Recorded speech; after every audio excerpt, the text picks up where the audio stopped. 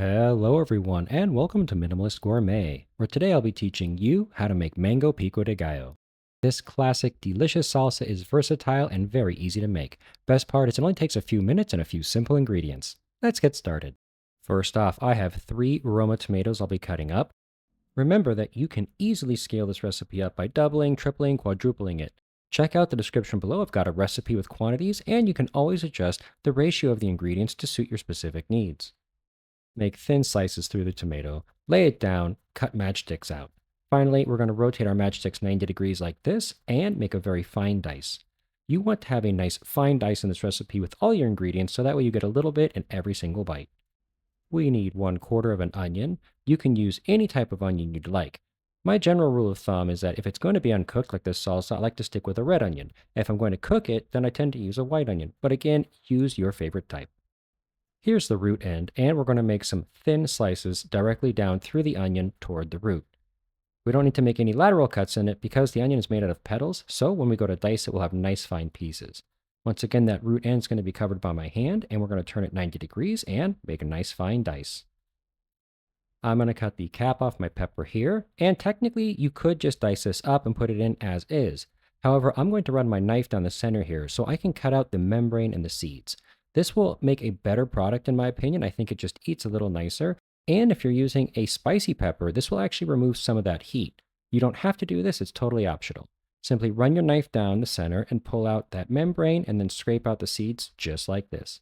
Now we're going to cut these into a long strip, turn it 90 degrees and make a very fine dice. Jalapeños are the traditional pepper to use in this dish. They're just not available to me right now where I live.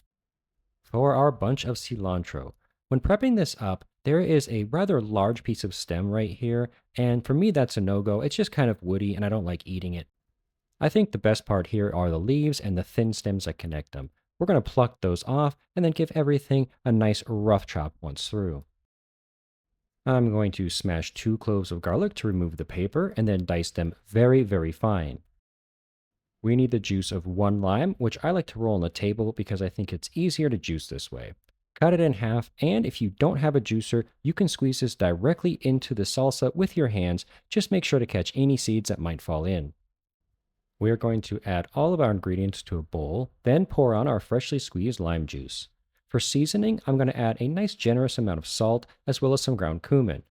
Finally, we need 1/2 of a mango, and this is the easiest way that I found to do this. I'm going to take a vegetable peeler and peel the skin off just half of the large side of a mango.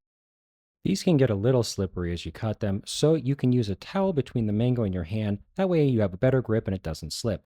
We're going to take our knife and just gently run it right on top of that big seed across the face, cutting out half of the mango. As you can see here, there's that big seed. It runs just like this. You'll see the outline right there. So your knife is going to run right on top of that. Now we simply need to dice this just like we did all the other ingredients before we add it into our bowl and mix. Technically, the salsa is ready immediately to eat and you certainly can enjoy it now. However, if you can put this in the fridge for about 2 to 4 hours, it's going to give a chance for all those flavors to mix and melt together, making it taste even better.